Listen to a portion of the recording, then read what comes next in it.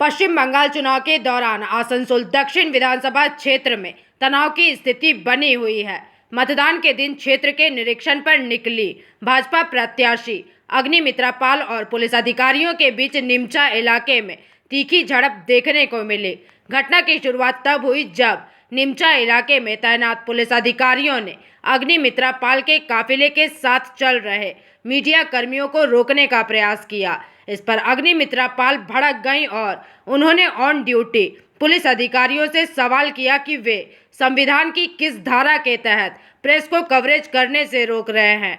भाजपा प्रत्याशी ने आरोप लगाया कि क्षेत्र के बूथ नंबर 240 और 241 पर तृणमूल कांग्रेस के कार्यकर्ताओं ने कब्जा कर रखा है और मतदान की प्रक्रिया को बाधित किया गया है। उन्होंने दावा किया कि जब वो और मीडिया के साथी जमीनी हकीकत देखने के लिए इन बूथों की तरफ बढ़े तो पुलिस ने जानबूझकर उन्हें रोकने की कोशिश की ताकि धांधली को छुपाया जा सके।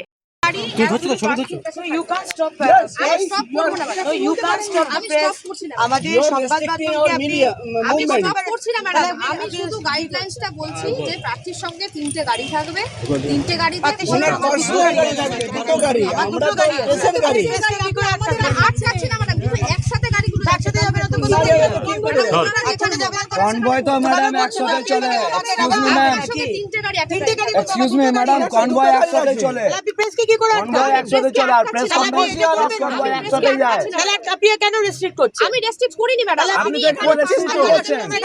আপনি আমি 5টা গাড়ি দেখেছি ম্যাডাম, আমি 5টা গাড়ি প্রেসের গাড়ি, 5টা গাড়ি আমার গাড়ি, আমি 5টা গাড়ি প্রেসের গাড়ি না, আমার গাড়ি দুটো গাড়ি যাচ্ছে, আমার গাড়ি দুটো গাড়ি, প্রেস যেখানে খুশি যেতে পারে।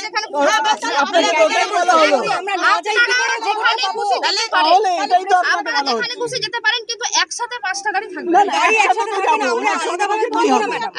আমরা কোনো প্রেস মিডিয়া আমরা আলাদা ভাবে ঘুরবো না, আমরা প্রত্যেক একসঙ্গে। ঠিক আছে, আপনারা প্রেস মিডিয়া একসাথে ঘুরুন না, কোনো অসুবিধা নেই। আমরা ওনার সঙ্গে খবরটা কাকে করব? আপনারা প্রেস মিডিয়া একসাথে ঘুরতে পারেন, তাতে কোনো অসুবিধা নেই। তাহলে প্রবলেম কোথায়? আমি শুধু গাইডলাইনস অনুযায়ী একসাথে না 3টে গাড়ি আপনি আটকাচ্ছেন, মানে এটা রেস্ট্রিকশন, মুভমেন্টের রেস্ট্রিকশন। হ্যালো, আপনি সেটা দেখান, যেখানে খুশি সেখানে যেতে পারেন, যে কোনো জায়গা আপনি দেখান। दीदी। दूसरी ओर जब इस विवाद पर संबंधित पुलिस अधिकारियों से बात की गई तो उन्होंने इन आरोपों को खारिज कर दिया। पुलिस प्रशासन का कहना है कि वे मीडिया कर्मियों के काम में बाधा नहीं डाल रहे थे, बल्कि चुनाव आयोग के नियमों के अनुसार मतदान के दिन गाड़ियों के बड़े काफिले की अनुमति नहीं है। पुलिस का तर्क था कि एक साथ 5 गाड़ियों का काफिला चल रहा था, जिसे सुरक्षा और नियमों के उल्लंघन की वजह से रोका गया था। আপনি পরিষ্কার বলেছেন 3টে গাড়ি ছাড়া এলাও নেই। আমি একটা কথাই বলেছি, প্রার্থীর সঙ্গে 3টে গাড়ি থাকবে। প্রার্থীর সঙ্গে দুটো গাড়ি আছে, আপনি বলছেন যে মিডিয়ার গাড়িও থাকবে না। না না, আপনারা যেখানে খুশি সেখানে মিডিয়া আপনারা যেতে পারেন, কিন্তু প্রার্থীর সঙ্গে থাকবে না, আপনারা যেতে পারেন। একসাথে 5টা গাড়ি দেখেই আমি এখানে এসেছি। আপনি তো ঘুরিয়ে বলছেন না, রুলস দেখাতে পারছেন না বললেন। ম্যাডাম বরাবর তাই করে, কথাগুলো ঘুরিয়ে বলছে। আপনার না 5টা গাড়ি যাবে না, রুলস দেখাতে পারলো না, রুলস তো উনি দেখাতে পারলেন না। দেখাতে পারবে না তো, কারণ মমতা ব্যানার্জি তো নতুন সংবিধান বানিয়েছে, ভারতবর্ষের সংবিধান তো এখানে অ্যালাউড নয়, তাই জন্য উনি এসেছেন আপনাদেরকে আটকাতে। এখন তো নির্বাচন আজকে সংবাদ মাধ্যমে কোন সংবিধান বলে যে সংবাদ মাধ্যমকে আপনি আটকাতে পারবেন? আপনার আমাকে কভার করার হোক, XYZ, আপনি যাকে খুশি করেন।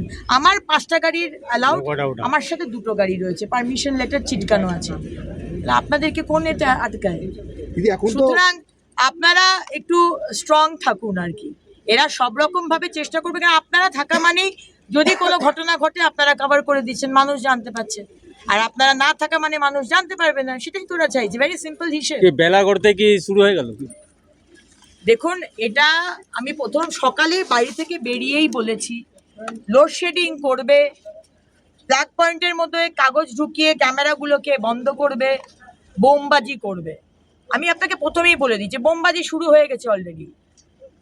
মদা কোথায় বললো একটা জায়গা, অলরেডি অনেক সেখানে লোকজন বোধহয় মারাও গেছে, ইনজিওর্ড হয়েছে। এগুলো করবে, কারণ এটা আরো বেশি করবে। কেন? মমতা ব্যানার্জি জানেন, আজকে আমার কাছে যদি গ্রাউন্ড লেভেলের খবর থাকে তো মমতা ব্যানার্জির কাছে নেই।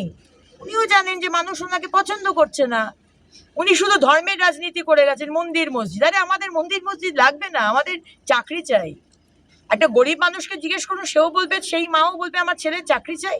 একটা মধ্যবিত্ত মাকে জিজ্ঞেস করুন, সেও বলবে আমার ছেলে মেয়ের চাকরি চাই। সুতরাং এগুলো বলে কোনো লাভ নেই। মানুষ পরিবর্তন চাইছে, মানুষ পরিষেবা চায়, মানুষ ধর্মের রাজনীতি চায় না। হুমকি দেওয়া, আমি নাম করে দিচ্ছি, নিউ টাউনের মিন্টু চ্যাটার্জি বাড়িতে বসে হুমকি দিচ্ছে না। তার ছেলের নাম কি, কানজ বলে নাকি ছেলের নাম, সে বাড়ি বাড়িতে গিয়ে খাবার পৌঁছচ্ছে। তুমি আমার ঢুকে দেখলে সুবীর ব্যানার্জি আর রাজু ধরা 200 গর্গডাঙ্গা, সেখানে 230 হয়েছে, সেখানে হুমকি দিচ্ছে।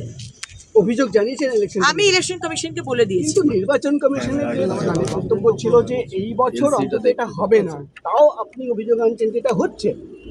এখন হচ্ছে, তাদেরকে অভিযোগ জানানো হয়েছে, বা এটা যাতে না হয় সেটা দেখার দায়িত্ব ইলেকশন কমিশনে। নিউ টাউনে 12 নম্বর বুথে টিএমসির কোন নেতা আছে আনন্দ উপাধ্যায়, তিনি ওখানে দাঁড়িয়ে ওখানে উনি আমাদের ইনফ্লুয়েন্স করার চেষ্টা করছেন ওই বুথের সামনে দাঁড়িয়ে। 12 নম্বর বুথ আনন্দ উপাধ্যায়, আমি কমপ্লেইন জানাচ্ছি। ভোটারদের আটকানোর অভিযোগ আনছে আপনি, ইনফ্লুয়েন্স করার চেষ্টা করা হচ্ছে। নিমচাতে ডামি ইভিএমটা দেখিয়ে বলা হচ্ছে এইখানটাতে ভোট দেবে, এইখানটাতে ভোট দেবে, এগুলো তো অ্যালাউড নয়। आसनसोल से बिजू मंडल की रिपोर्ट, पीवीटीवी न्यूज।